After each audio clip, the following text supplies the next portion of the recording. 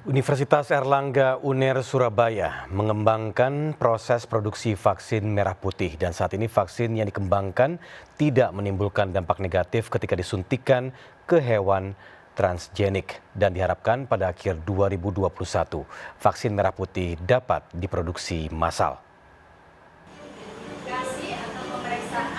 Proses pembuatan vaksin produksi dalam negeri vaksin merah putih terus dikebut. Sejauh ini vaksin merah putih telah memasuki tahap uji coba pada hewan transgenik. Uji coba pertama pada hewan menyerupai manusia yang didatangkan dari Amerika Serikat berjalan sukses. Secara teknis pada laporan terakhir tidak muncul dampak negatif pada hewan yang disuntikan vaksin. Meski demikian tahap uji coba pada hewan tersebut belum sepenuhnya tuntas. Uji coba sempat mengalami kendala lantaran hewan yang didatangkan dari Amerika Serikat harus menjalani karantina setibanya di tanah air. Lancar saja dan kita berharap mungkin agak diem saja dulu gitu kan, sebelum nanti semuanya mudah-mudahan 2 bulan ini untuk hewan semuanya lancar dan kita bisa mulai nanti uji kliniknya di bulan Juli Agustus gitu kan. Kalau itu bisa dilakukan kan.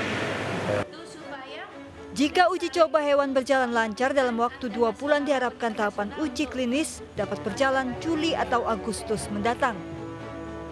Sementara itu Menteri Kesehatan Budi Gunadi Sadikin mengapresiasi langkah pengembangan vaksin merah putih. Meski menyebut pengembangan vaksin sedikit terlambat, namun Menkes menegaskan vaksin merah putih menjadi kunci mengatasi masalah ketahanan di Indonesia di tengah embargo sejumlah negara penghasil vaksin akibat peningkatan kasus COVID-19. Kita tahu AstraZeneca sekarang tidak bisa keluar dari India. Karena India kasusnya sangat tinggi, sehingga mereka merasa semua vaksin yang diproduksi harus dipakai dulu untuk rakyat mereka. Sesuatu hal yang menurut saya sangat wajar, tapi akibatnya berdampak kepada resiliensi terhadap kemandirian, terhadap daya tahan, terhadap kedaulatan di banyak negara-negara lain, termasuk kita.